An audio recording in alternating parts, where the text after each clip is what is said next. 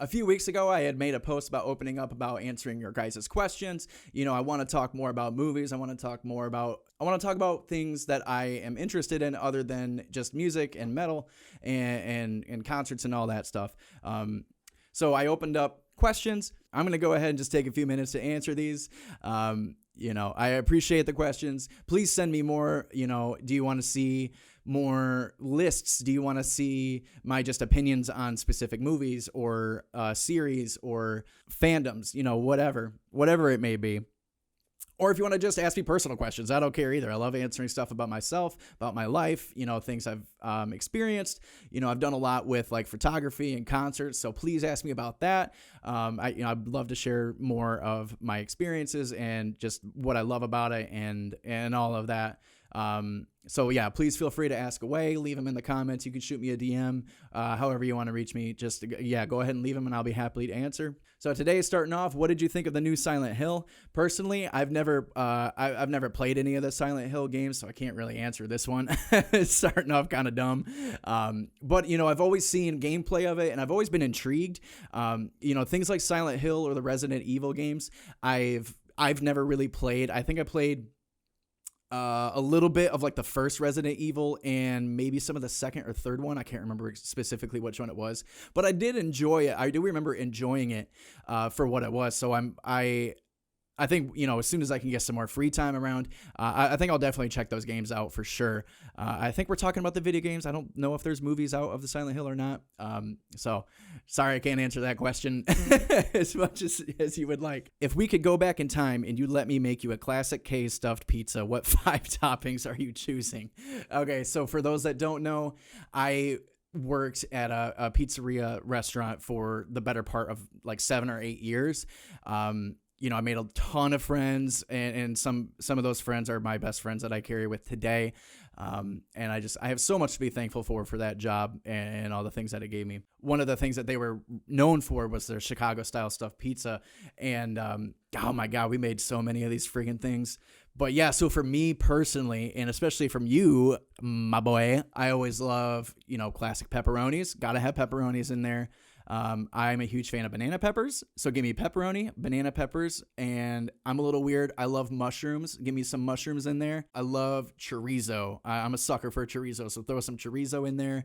And do I want another meat or do I want another veggie? Let's just finish it off with some onions. Okay, I love me some onions in my pizza. Yeah, so pepperoni, mushroom, chorizo, banana pepper, and onions. And while you're making me this pizza, I want you the entire time going, stepping on a beach, stepping on a beach, brother. You know exactly what I'm talking about, man. I swear, I think about that like once a week, that specific moment of you doing that, cracking up laughing. I thought that was the funniest thing in the world. So those are going to be my toppings, and make that boy with some love, okay? Next, I want to see you play me in Golf Plus again. Recently just bought myself a VR and have been playing the crap out of the golf simulator game on that. It is so much fun. My wife hates to see me coming with that thing strapped to my face because she knows she's not getting any attention for at least an hour. Sorry, babe. Love you. But yeah, man, I'm down to play anytime. You know what to do. Just hit me up. I want to see you rank the top 5 moments from Brett's Bachelor trip weekend. Man, that was such a fun weekend. I don't know if I can come up with 5 like right off the top of my head, but some of the ones that stand out to me the most was the first night we were in our brother's apartment, and he wasn't even there. He just let us stay in his apartment while he was working. But yeah, so we got all our Xboxes set up. We're playing zombies. We're playing Smite. We're playing Rocket League, whatever it was. And we had music going. And one of the things that I vividly remember was there was a song playing. Oh, it was El Chapo, I think, by The Game. And, that song's playing in the back. It's just in the background. We're not really paying much attention to it. And then Jesse he was the last one alive, I think, in zombies. And there's just hordes of them running around him. Like, he's not going down for whatever reason. And I remember asking him, like, dude, how are you still alive? And then, like, the song's playing in the background, and then it hits in the chorus. And he turns around right as the chorus hit, right after I asked that question. And he goes, I am the God. It's just so funny. I just like, that's definitely a moment that I think about that cracks me up every single time. Definitely like a specific moment. Another moment when we finally got to the Airbnb, and we set up. You guys get. I don't remember. I don't think I was playing at this point, but there was a group of you playing zombies, and you guys must have been on for like 7 hours, I swear to God, and you were only on level like 30 something, and then out of nowhere it just cut and you lost connection after like 7 hours, and you guys were so mad. You could feel the weight of the anger and just like the frustration in the room at that point. And I just remember cracking up about it. That was so funny. The amount of farts that were just let out that weekend, it was just a group of bros. We moved all the furniture in this Airbnb, and completely rearranged the living room and set it up where we had monitors like back to back, and one's facing this way, one's facing this way, and we had like 3 of us on each side. Super simple, such a simple concept, such a simple idea, but it was just so much fun with all of you guys, and I had the time of my life. I gotta throw golf in there. We all played like crap, but it was so much fun. Just playing and just being outside with you guys. It was just such a fun time. I love you guys so much, and you guys always just know how to make it fun. All right, finally, the piece de resistance. I want to see your Star Wars ranking, best to worst. The only one I haven't seen is Solo. I remember I started to play it, and I was just so tired. I think I fell asleep. This is my personal Star Wars ranking from worst to best, okay? At number 10, it's Rise of Skywalker. There were just several choices within this movie that just blew me away with how dumb they were and just how much they irritated me. Visually it's pretty fun. There's a lot of cool things that happen in it, but a lot of the writing decisions I think just bogged this movie down so much and just made me roll my eyes constantly. At number 9, I have Last Jedi for a lot of similar reasons. Some of the choices that were made within this movie, again, made me roll my eyes quite a bit. I enjoy them more than like the people that actually hate these movies. I'm a casual Star Wars fan, so like if I'm throwing a movie on to enjoy, I do enjoy these movies, but when I really think about how they're written and the choices that are made, I can't get behind hardly any of it. Although with The Last Jedi, we get one of the coolest shots in all of Star Wars, personally, in my opinion, with the Holdo maneuver and her blasting through the Imperial starships at hyperspeed, and then it goes silent. Oh, the silence is phenomenal. Such a great choice for that shot. And it's one of my favorites in all of Star Wars, so I gotta give it its flowers with that. At number 8, I have Phantom Menace. Personally, I do love the prequels more than the average bear. I grew up with them. I always enjoyed them growing up as a kid. But as I'm going through them as an adult, I can see that there are just far better Star Wars movie overall. There's a lot of things within the Phantom Menace that are just really boring. And it's really not up until the end with Darth Maul that you get the really exciting fight between them and Obi-Wan and Qui-Gon. And it's just, that definitely is like the peak of the movie. It's like peak Star Wars between the fighting, the cinematography. You get Duel of the Fates. The music is just, it's so climactic, man. I do really, really love it. But overall as a movie, I'm going to have it here at number 8. At number 7, I have Attack of the Clones. So this might be a little bit of a hot take, but I do have this one just above Phantom Menace because there is a lot more throughout Attack of the Clones that I do enjoy. You get the introduction of Jango Fett as the bounty hunter, the whole sequence with him and Obi-Wan and Anakin kind of chasing him through the city. I very much enjoy that. You get introduced Jango as the original clone, as the Jango is the one that they make clones of, and Boba Fett is the first clone of Jango. And then, you get the introduction of all of the clones and the army that's being produced, the Battle of Geonosis with all of the Jedi all together, the sequence with Padme and Anakin and Obi-Wan all, chained up. It's such a fun movie to me, in my opinion. And then to end it off with the battle with Count Dooku, Anakin gets his hand cut off, and Yoda comes out with his lightsaber and is being super hype. I love Yoda so much, and to see him like come in action in that movie is a lot of fun. So with all those reasons, I'm going to put that just above Phantom Menace. At number 6, I have Force Awakens. I do very much enjoy this movie quite a bit. It was the first Star Wars movie to return after however many years it had been since Revenge of the Sith. It's pretty much a carbon copy of A New Hope, but you know, I think for being away or not having a Star Wars movie for such a long time, you know, I give it a little bit of a pass with that. So that's like one of my major critiques, at least, of that movie. But overall, you know, I enjoy it. It's fun. But I do love the arc with Finn and the whole concept of Stormtrooper revolting and going against the Empire. So I do love that.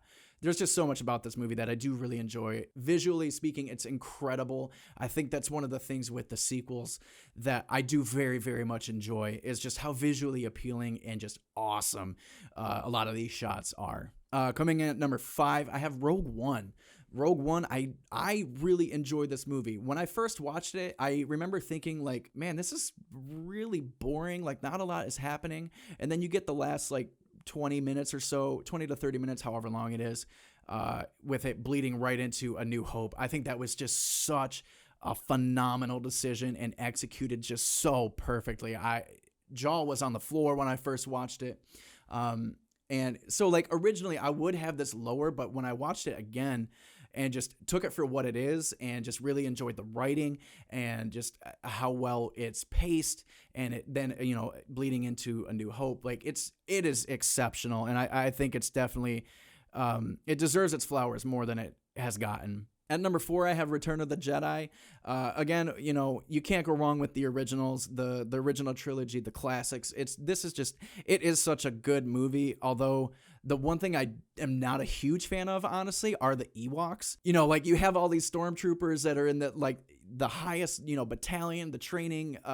These are like supposed to be at least like the top-notch guards of the Empire, right? And they're getting beaten up with rocks and like these little furry creatures. That's like one of the things that just bugs me about this movie. But overall, I mean, it's just got that classic feel to it. I do love Return of the Jedi quite a bit. At number 3, this is at number 3, although personally it is my favorite Star Wars movie ever. There's so much going into it, and that is Revenge of the Sith. Okay.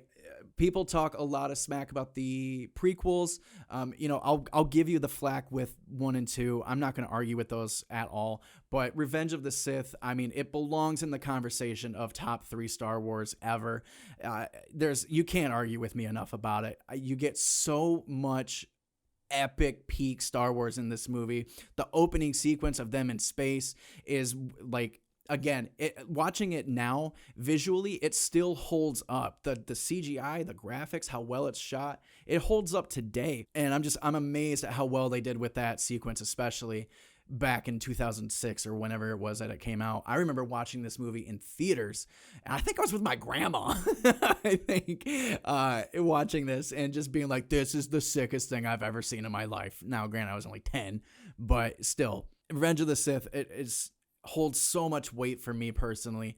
And I mean, the camaraderie between Anakin and Obi-Wan, the relationship that they build, especially if you watch the Clone Wars and then go in and watch Revenge of the Sith. I mean, it adds so much weight. It adds so much character, just value to the relationship between Anakin and Obi-Wan, and to see it develop and fall the way that it does.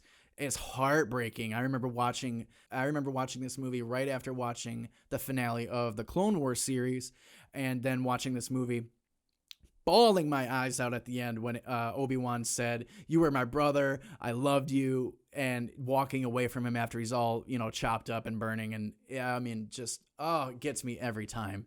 I love this movie so much.